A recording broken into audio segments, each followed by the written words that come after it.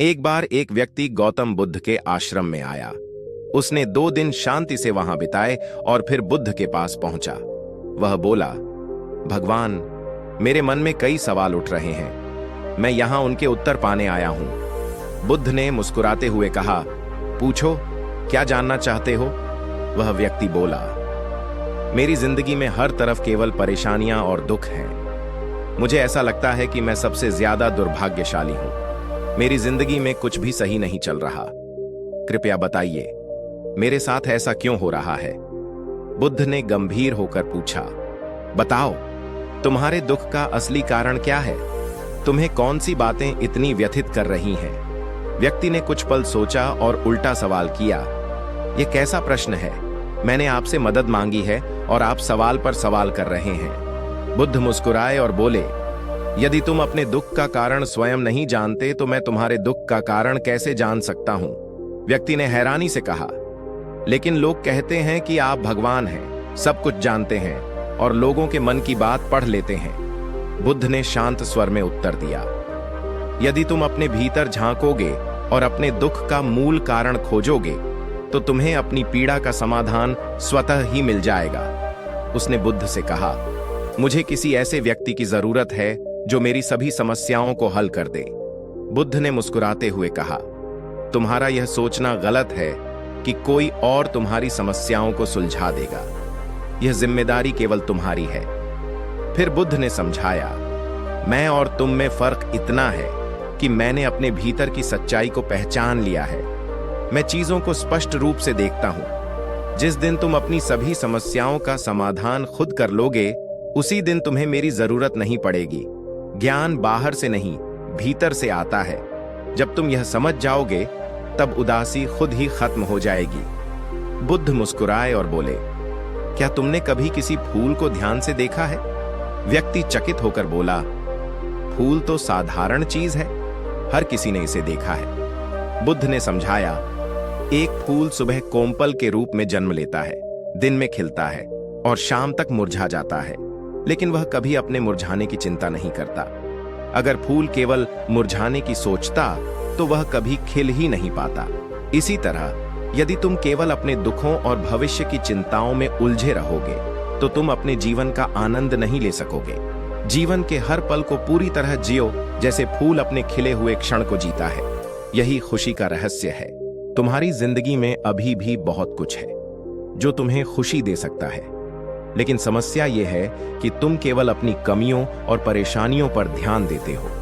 अगर तुम अपनी जिंदगी की अच्छी और सकारात्मक चीजों को देखना शुरू करो तो तुम्हारा दुख दूर हो सकता है। फिर बुद्ध ने कहा, खुश रहना एक कला है। मैं तुम्हें यह सिखा सकता हूं कि कैसे अपनी सोच को बदलकर खुश रहना है, लेकिन उस रास्ते पर चलना तुम्हें ही होगा। व्यक्ति ने कुछ देर चुपचाप बैठकर सोचा और फिर बुद्ध को धन्यवाद दिया। उसने पहली बार अपनी जिंदगी के सकारात्मक पहलुओं को देखने का निश्चय किया। फिर उसने कुछ सोचा और कहा, लेकिन बुद्ध, क्या मेरी पूरी जिंदगी एक ही तरीके से सुलझ सकती है? बुद्ध ने मुस्कुराते हुए कहा, मान लो एक ज्योतिषी तुम्हें बताता है कि तुम्हारी मौत आज शाम निश्चित है। यह जानकर क्या तुम उन समस्याओं के बारे में सोचोगे जो तुम्हें आज तक परेशान कर रही थीं? शायद नहीं। उस पल में तुम केवल मृत्यु की सच्चाई पर ध्यान दोगे। अचानक तुम्हें एहसास होगा कि जिन छोटी छोटी परेशानियों को तुमने इतना बड़ा बना रखा था, वो असल में कुछ नहीं थी। जीवन की सच्चाई के सामने वे महत्वहीन हैं। बुद्ध ने ठहर कर कहा, जब भी तुम किसी समस्या में उलझो, खुद से पूछो, क्या यह सच में उतनी बड़ी है जितना मैं इसे बना रहा हूं?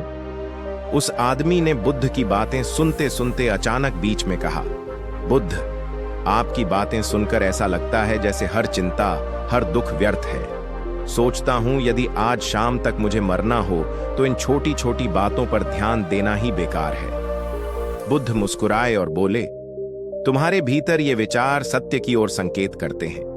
मनुष्य जानता है कि वह नश्वर है, फिर भी अपनी इच्छाओं और अहंकार में फंसा रहता है। वह मानता है कि हर खुशी स्थायी होगी और हर दुख अनंत। लेकिन सत्य यह है कि जीवन का हर क्षण अस्थायी है, जैसे बहती नदी का जल। जो इसे समझ लेता है वही सही मायने में जीवन जीता है। आदमी ने गहरी सांस ली और कहा, तो क्या हमें बस हर पल को स्वीकार करना चाहिए? बुद्ध ने कहा, स्वीकार करो, समझो और कर्म ऐसे करो जो तुम्हारे भीतर शांति लाए। चिंता से जीवन को मत जकड़ो, बल्कि उसे सहजता से बहने दो। यही सच्चा ज्ञान है। मृत्यु का डर तुम्हारे जीवन का सच्चा समाधान नहीं है। इसके बजाय इस सच्चाई को स्वीकार करो कि जीवन अनिश्चित है। यह सोचना छोड़ दो कि तुम कब मरोगे।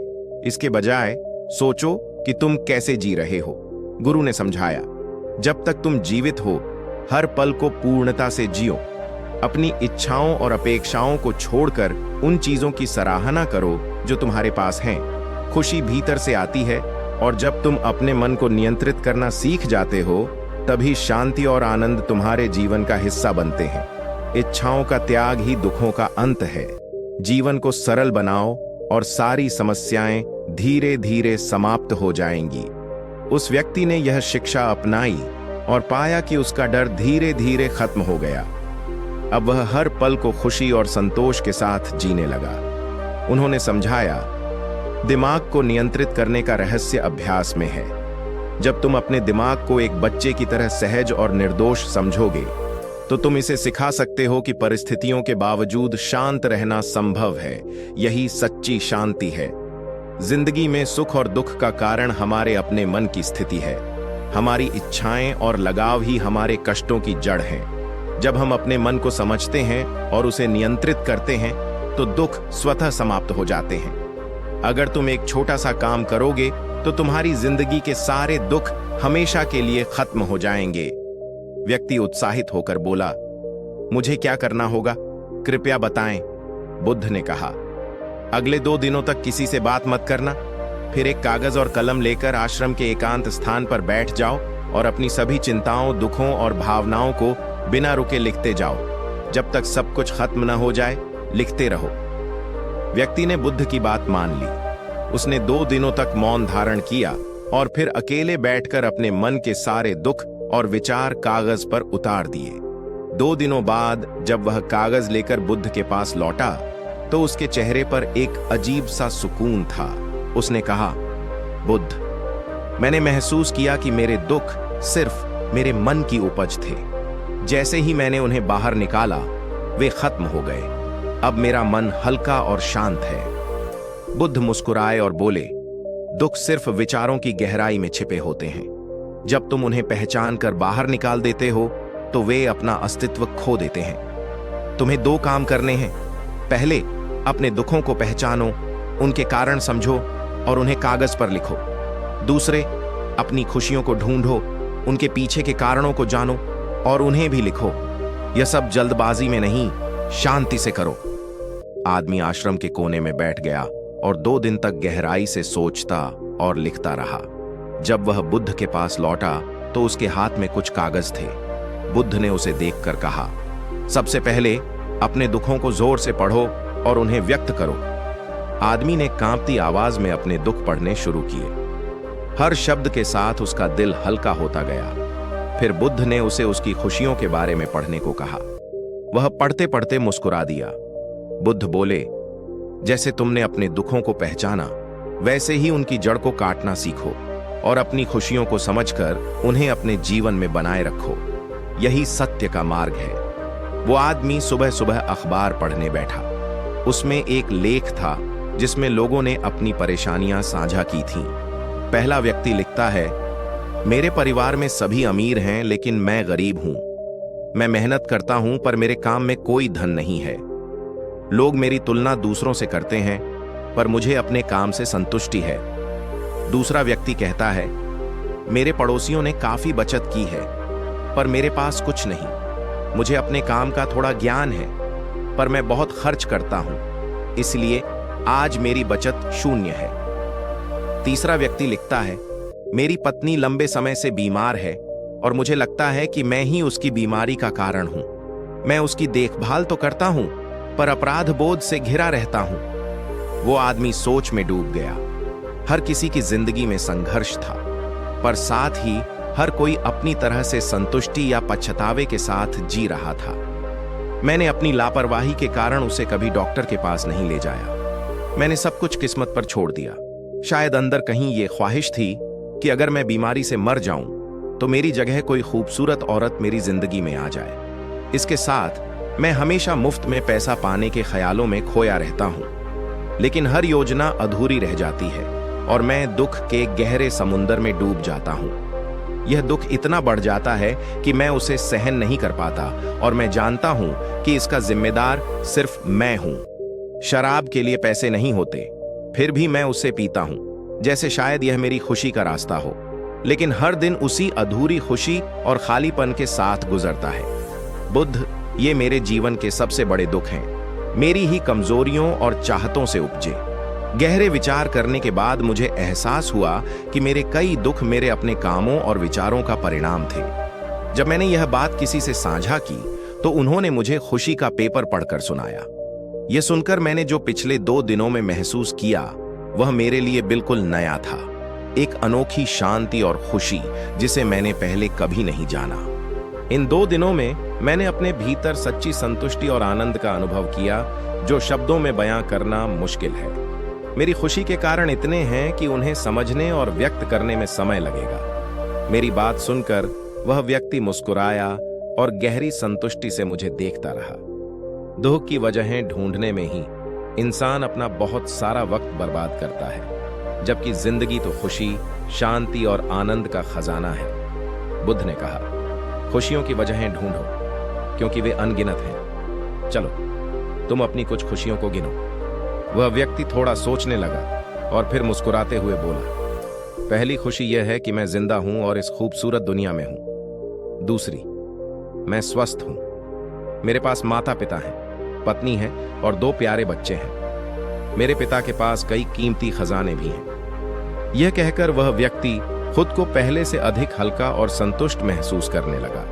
बुद्ध ने कहा, देखा, खुशियों की वजहें खोजने से जिंदगी और भी सुंदर लगने लगती है। दुख पर ध्यान देना छोड़ो, खुशियों को गिनो। मेरे माता पिता का निस्वार्थ प्रेम, मेरी पत्नी का समर्पण, मेरे बच्चों का मासूम स्नेह और एक पिता की भूमिका निभाने की अनमोल खुशी, ये सब मेरी जिंदगी की असली संपत्ति है। दूसरा कारण यह है कि मुझे मेहनत करने में गर्व है।